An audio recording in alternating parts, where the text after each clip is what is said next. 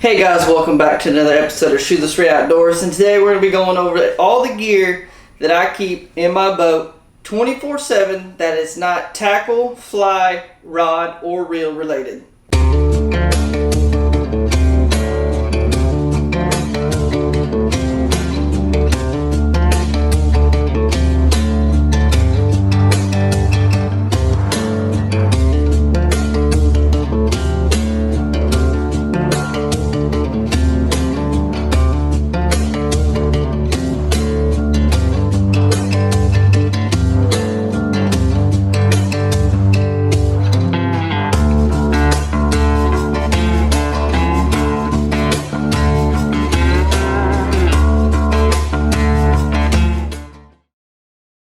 Alright guys, today we're going to be going over, like I said, all the gear I keep in my boat.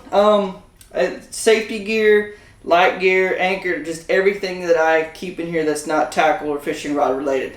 So, starting, we're gonna start with some safety gear first. I do keep a little Atwood horn. Emergency, you just blow it. It's really loud. Get people's attention. Same thing as a whistle. I got 3 whistles coming in later this week. I ordered them off Amazon. The 2 I had got really nasty over time. I never checked them like I should. But so then when I did check them, I was like, ugh. So I threw those away. Got some new ones coming. Going over some more safety stuff. I do carry a first aid kit. I think every boat, every angler, no matter what, if it's a bass boat, skiff, big bay boat, I think you do need to carry some kind of first aid kit. This is just a little contractor 10-person first aid kit. I've had this thing for the last 3 years. You want to go over everything, check it every year. It's got everything from band-aids to ointments, gauze pads, everything you could ever imagine. So that's our safety gear. Like I said, I do have my whistles coming in. So moving on, I do think that everybody should have a PDF. I don't think you have to wear it while you're in the boat, but I think I think you should have one accessible to you just in case the boat sinks or something does go wrong and that you need a float because you're in water over your head, or if you get knocked out, you need something to keep you up, or you get the point. I wear this little Onyx. I wear this kind because it doesn't take up a lot of room, and when I'm by myself, I wear one as the big motor's going. So if I put it on, you can see that it doesn't take up a lot of room, even though it is black. If you open the Velcro on the inside, it's like a chartreuse or lime green or high visibility yellow, so it stands out. So if someone's looking for you, or if you're floating out there, your boat sinks and another boat's coming, they can see and you don't get ran over. So this is the one I wear, whether I'm by myself or with people. If I feel the need to put one on, this is the one I'm going to use. For my passenger, I usually don't have more than one other person in the boat, whether that be my wife, my brother, a buddy or something. So I just carry a little red Bass Pro Shop vest style. Let's see, this is the Type 3 over 90 pounds. This is the life jacket I keep for those people that come with me. Also, I do have a little beady pink one, so when my daughter comes with me and my wife, if we're out there just floating on the lake, she does have to have it. Your little ones do have to be in a life jacket before you untie or leave the dock. So before you undo that rope, just make sure they're in their life jacket. You should be okay. Also, regulation, though, I don't care. I think it's Texas, Oklahoma are the only 2 states I've ever owned a boat in, but you do have to have a Model F throwable device. This is my little square red pad. It's got something so if someone's in the water, they can put it on, float, however they want, or it's just easy to chunk. I think you can get these for like $5 at Academy or Bass Pro Shop. They're fairly cheap. They work really good, and you do have to have one. Alright, now we're going into ropes, the rope category.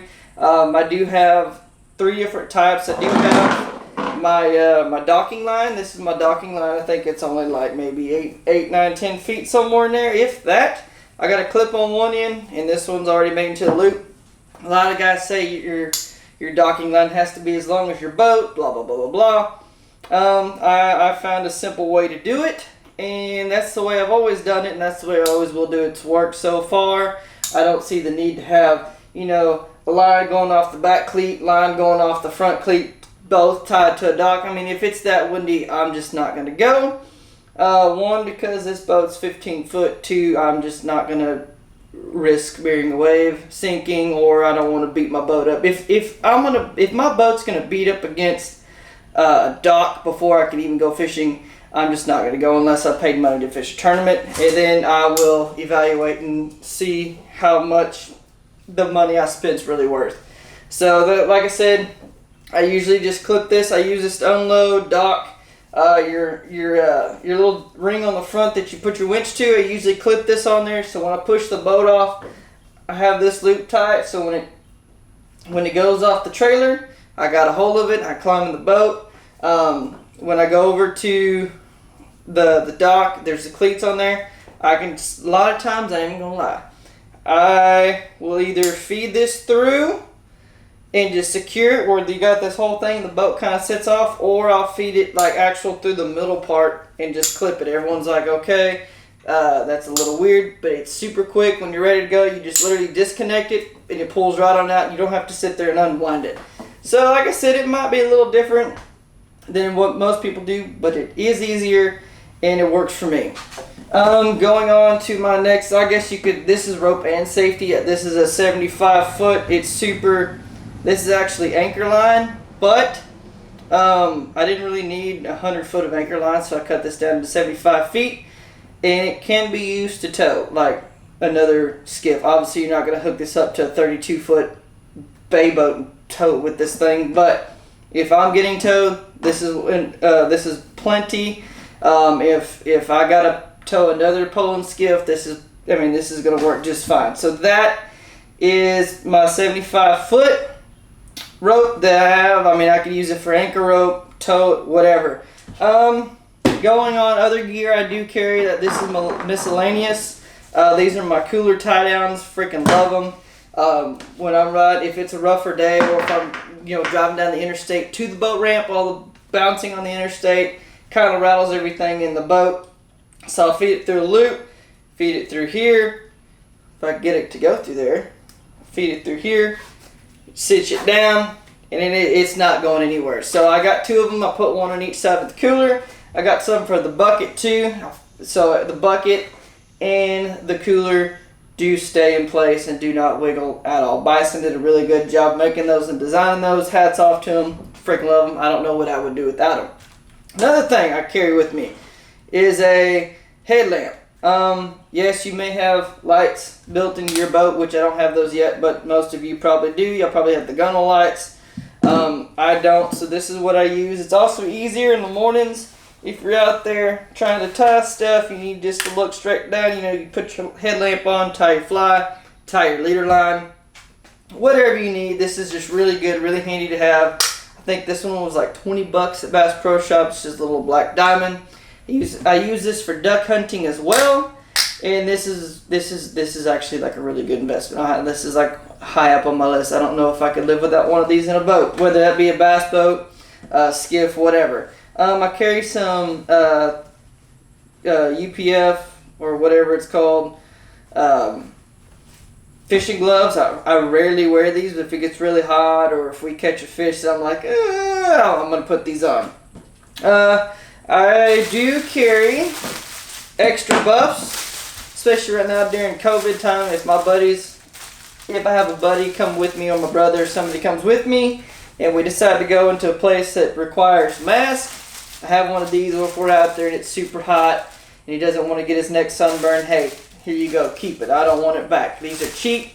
I recommend everybody carry at least two. It'll save your neck from getting sunburnt.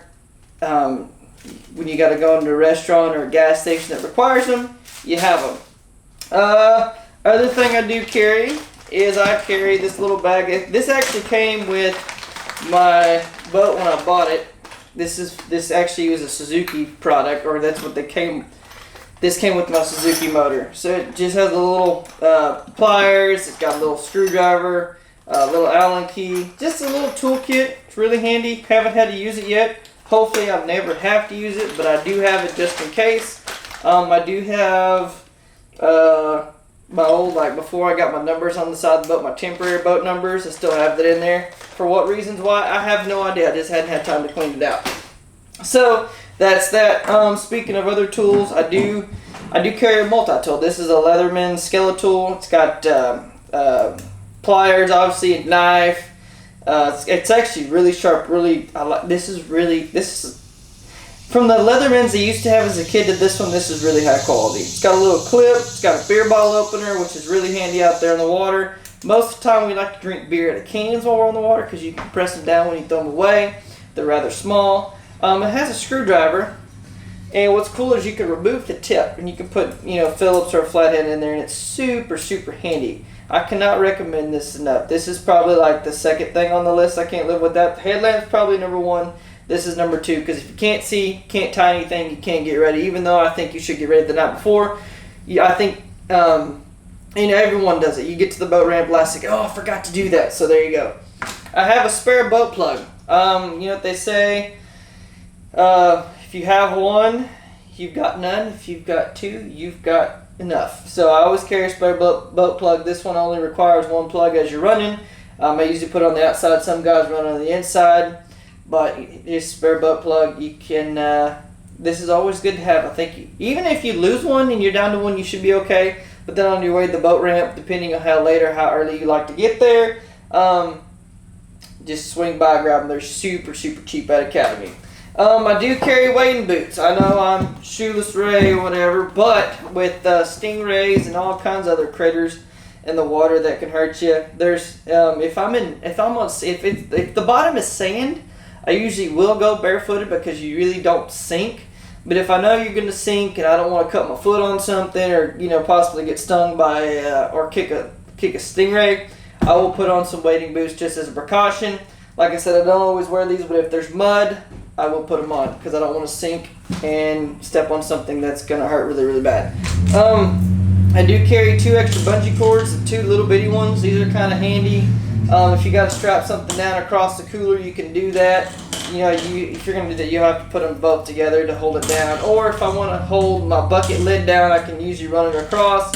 If we're in that rough of water, generally we're not, but you never know. There's all kinds of uses for these. I mean, these are great. Another thing I do carry is I carry an extra pair of sunglasses. These are natives. They're not your high-end Costas or whatever, but these are made by the Costa company. They're super nice. They're fairly cheap. The polarized lenses, they work pretty good. So these are always handy just in case yours fall off your head into the water, or your fishing partner or your brother forgets to bring them, or it's always nice just to have an extra pair of glasses. All right, leading on to the duck on the deck. This is my anchor system. I don't have my chain yet. I ordered it because I wanted to see, like right now where we live, everything's so picked over and people are having a hard time getting shipments in. I had to order it, so it was okay. This works just fine for now without the chain, but the chain is going to help a ton. You're supposed to have your anchor chain, and then your anchor line. So for now, I just have the line connected to the anchor. It doesn't work as good as it should, but it does do the job when we're just out there not doing anything, just kind of floating around. This is a 10-pound anchor. I forgot the style, but I really like it because when it hits the ground, these things dig into the dirt, the sand, whatever, and it holds like nobody's business. This thing's pivots. If you want to, you can take it all the way out to clean it, which I don't know why you'd ever want to do that, but you can. And then I have it on about 25 foot of anchor line, which that's not near long enough, but considering the water that I fish is only, I would say, 5 foot deep at the most. It's usually less than that. It's usually about 2 foot, but let's say we do get to 5 foot water. You do, in general, you want the line 3 times the depth. So if you're fishing 5 foot of water, you want it 15 foot of line. I run a little bit extra, that's because of what I like. And I have the decoy. Why, you must ask? I will clip this to the front of the boat, and if we're sitting there watching a school of fish and we notice another one down the way, I can always just disconnect this, let it go. The mallard's going to keep it floating in the water. fire up the engine, run down, fish to school, come back and sit there and wait. You know, let's say we're sitting on the edge of a weed line and I've got the anchor. I don't want to pull the whole time or hold it there or have the motor on. I don't have a trolling motor. So we're sitting there watching these fish pass by. We're making a few casts here and there. We see a school of fish busting maybe 30 yards down the way. Hey, we can make that. I just have the angler who's ever on the front, leans over, disconnects it, lets it go. Don't even have to worry about it. The mallard's going to keep it up. It's like an anchor buoy. So that's the whole concept. Run down there, fish, you come back, you don't lose your anchor. It's still floating. So that's what I have. But yeah, that's all the gear I carry in the boat. I don't have my fire extinguisher. It is coming in. I had to order that because Academy is completely picked over. The one I had from my old bass boat, it expired in January. And, you know, shame on me for being a safety person. I just didn't check it till when I bought this boat and started transferring everything over. I was like, oh, all right, I need a new one. So that's coming in. I don't need it, but I'll probably get one. You only have to have a flare kit at night when you're out on the ocean at night, which I don't plan on doing that very much. I mean, if anything, we're going to be making a run before sunup. So it's safe just to have it for precautionary measures. But I don't have to have them because I don't go out at night. And like I said, that is it. This boat's very small. There's not a lot of storage in here. So I have to keep everything small, everything compact, but it works. So I've got my whistles and my fire extinguishers coming in.